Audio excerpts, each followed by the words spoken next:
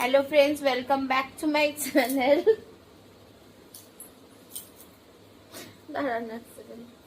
Welcome back to my channel. সকাল থেকে কোনো ব্লগ শুট করার টাইম পাইনি, রিজনটা দেখাচ্ছি আপনাদের।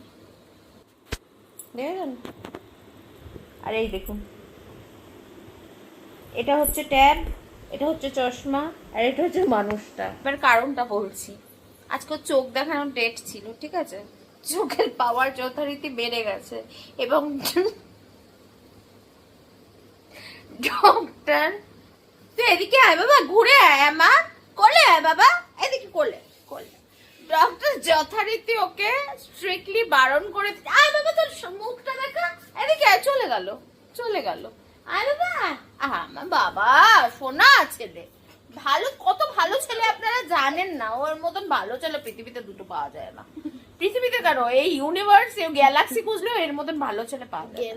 এত ভালো ছেলে, ডাক্তার ওকে স্ট্রিক্টলি বারণ করে দিয়েছে কোন রকম ভাবে মোবাইল না দেখতে। তাইও আমার কাছে ফ্রেন্ডস, দেখতে পাচ্ছেন ওকে, ওর মুখটা দেখতে পাচ্ছেন, ওর ট্যাবটা দেখছেন। সমস্যাটা কি বলেন তো, ডাক্তার মোবাইল দেখতে বারণ করেনি, বারণটা করেছে হচ্ছে চোখের সামনে এনে যাতে মোবাইল, কারণ ওর পাওয়ার বেড়ে গেছে এবং এরপরেও যদি 4 মাস বাদে আবার চেকআপ আছে, যখন যদি আরো পাওয়ার বাড়ে তখন ওকে একটা মানে গ্লাস নিতে হবে। সেই গ্লাসটা খুব মোটা ফ্রেমের, মানে মোটা কাচের গ্লাস ফ্রেম, মানে পাওয়ার্ড গ্লাস সেটা, ঠিক আছে? আমার দুঃখের কথাটা শুনবেন, তাই জন্য আমাকে 1 সেকেন্ডের জন্য ও ছাড়ছে না, কারণ মোবাইল নেই তো, কিছু এন্টারটেনমেন্টের কিছু নেই তো, আমাদের বাড়িতে তো টিভি নেই। আমি তো টিভি লাগাইনি, কারণ আমার কেউ দেখার নেই, সবাই মোবাইলের ইয়ে টিভি লাগিয়ে ফালতু ফালতু পয়সা নষ্ট করার কোনো। ওকে আমি অনেকবার বলেছিলাম, ডাক্তার কিন্তু টিভিটা সাজেস্ট করেছে যে একটু টিভিতে ডিস্টেন্স। ও আসলে মোবাইলে তো ভিডিও দেখে না, বা ইউটিউব কিডস বা কোনো মানে কার্টুন ফাটুন ওসব দেখে না, ও তো খেলে গেম। আর গেমটা তো সেই কি ঢিসঢিস ঢুসুম ঢুসুম, ঢিসঢিস ঢুসুম ঢুসুম, কি বন্দুক নিয়ে কে কাকে মারছে, কে কাকে উড়িয়ে দিচ্ছে, কে কাকে গুলি করছে, এইসবের গেম। বুঝতে পেরেছেন তো? আজকে ও হচ্ছে শোকা হতো, আজকে হচ্ছে ওর দেখা যাচ্ছে না, এই যে দেখুন, আজকে হচ্ছে ওর শোক ডে, কারণ ওর থেকে মোবাইল দেখুন, মোবাইলটাকে বেচারা পা দিয়ে ইয়ে করছে। এই আজকে হচ্ছে ওর শোক ডে, কারণ ওর মোবাইলটা ওর থেকে ছিনিয়ে নেওয়া হয়েছে ফ্রেন্ডস। ডাক্তার মানা করে দিয়েছে, মোবাইল বলেছে 1 হাত দূর থেকে। আর 1 হাত দূর থেকে তো শুধু মানে কোন রকম ভাবে ভিডিও বা কিছু, এটা কতদিন থাকে আমি জানি না। এই শোকটা পালন, এরপরে স্টেজও আপনাদের আমি বলে দিচ্ছি, এরপরে স্টেজ হবে রাগ দেখানো। এখন তো আজকে তো যেহেতু সুবোধ বালক হয়ে বসে রয়েছে, কারণ হচ্ছে আজকে তো যেহেতু চোখের চেক আপ করে এসছে, তো আজকে ডাক্তার বিশাল বকা দিয়েছে, সেই বকার ডোজ, বুঝতে পারছেন তো? বকার এফেক্ট, এই বকার এফেক্ট বেশি দিন থাকবে না।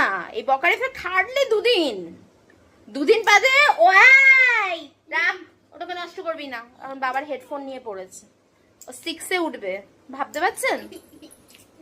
এই বকার এফেক্ট 2 দিনও থাকবে না, 2 দিন পারে বাদেই এই বকার এফেক্টটাই রাগে পরিণত হবে, চিল্লাবে, সবাইকে ধাক্কা দেবে, কারণ this is taken away from him.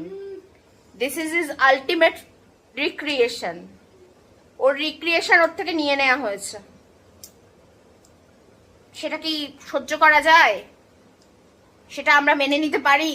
আমরা তো তার বিরোধ করবই, বলুন। আমাদের থেকে যদি আমাদের অধিকার নিয়ে নেওয়া হয়, আমরা তো তার জন্য প্রতিবাদ করবই। ওর অধিকার ওর থেকে ছিনিয়ে নেওয়া হয়েছে। ছিনিয়ে নিয়েছে কে? অপথেমোলজিস্ট, মানে ডাক্তার, চোখের ডাক্তার, বুঝতে পেরেছেন? আজকে সুবোধ বালক হয়ে রয়েছে, এই সিনটাই চেঞ্জ হয়ে যাবে 2 দিন বাদে। এই সিনটাই চেঞ্জ হয়ে মারাত্মক সিনে পরিণত হবে 2 দিন বাদে।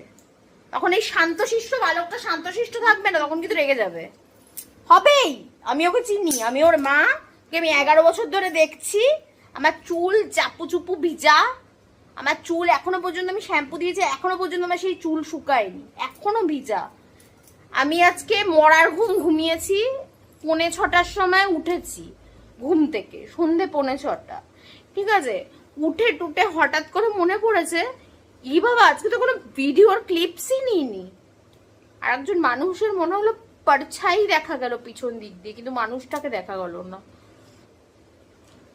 আজকে যেহেতু ওকে নিয়ে ওর বাবা ডাক্তারের কাছে গেছিল, আজকে কিছু রান্না হয়নি, কিন্তু দুপুরবেলায় আমরা বিরিয়ানি খেয়েছি এনে, কারণ ওকে ডাক্তার ওখানে এত ভিড় ছিল না, ওকে ডাক্তার দেখিয়ে এসেছেই তখন প্রায় অলমোস্ট 2:30 বাজে। বুঝতে পেরেছেন? হ্যাঁ, এরপরের হচ্ছে নাকি ওর বিশাল টেনশন হচ্ছে, কারণ ওর নাকি রেজাল্ট বেরোবে, সেই নাকি ওর টেনশন। ওর বাবা ওকে বলেছে যে তোর তো পরীক্ষা শেষ হয়ে গেছে, যখন পরীক্ষা চলছিল তখন টেনশনটা না নিয়ে রেজাল্ট বেরোনোর সময় টেনশন নিয়ে কে টেনশন নেয়? আপনারা শুনেছেন মানুষ পরীক্ষার টেনশন নেয়, এ হচ্ছে পরীক্ষা শেষ হয়ে যাওয়ার পরে দেখা যাচ্ছে না, পরীক্ষা শেষ হয়ে যাওয়ার পরে রেজাল্ট বেরোনোর টেনশন নিচ্ছে। এখন রেজাল্ট বেরোনোর টেনশন নিয়ে তো লাভ নেই, ঠিক আছে? যাই হোক, ও রেজাল্ট যাই হোক, সে তো পরের কথা দেখা যাবে। That is not the main thing. The main thing is that এ এখন ভীষণ মোবাইলের শোক, এর মানা যায় না। ওই দেখো, ও বাবা ফ্রেন্ডস, আবার সেই একদিন আগে ব্লগ শুরু করেছে আর একদিন পরে ব্লগ এন্ড করছি, ঠিক আছে? কি করব বলুন, আমি এরকম হয়ে যাচ্ছি। ব্লগ শুরু করছি একদিন আগে, পরের দিন গিয়ে সেই ব্লগটা গতি করছি। ব্লগ এন্ড না করলে তো আর এন্ড হয় না। আপনি যদি এই যে দেখুন, অ্যাকচুয়ালি আমি এক্সট্রা করাতে গেছিলাম, আজকে এক্সট্রা করিয়ে আসলাম, তাই জন্য সকালবেলা আমি ব্লগটা এন্ড করতে পারি। এনিওয়েজ, যাই হোক, আবার নতুন একটা ভিডিও শুরু করতে হবে, তাই জন্য বলছি যে আজকের ভিডিওটা এই অবধি থাকলো। যদি আমার ভিডিও একটুকু ভালো লেগে থাকে প্লিজ চ্যানেলটাকে লাইক শেয়ার সাবস্ক্রাইব করে দেবেন। তুমি বলেছো ব্যাপারটা, আপনাদের বলেনি না? এক্সরেতে কেউ কোনোদিন দেখেছেন এক্সরে টেবিলটা কোনো সফট হতে হয়?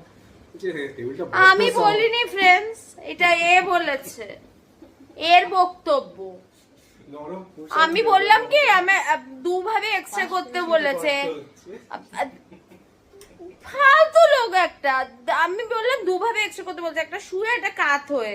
তা আমি বললাম কাত হয়ে শুয়ে এক্সরে, তো আমার কোমরে ব্যথা করছিল।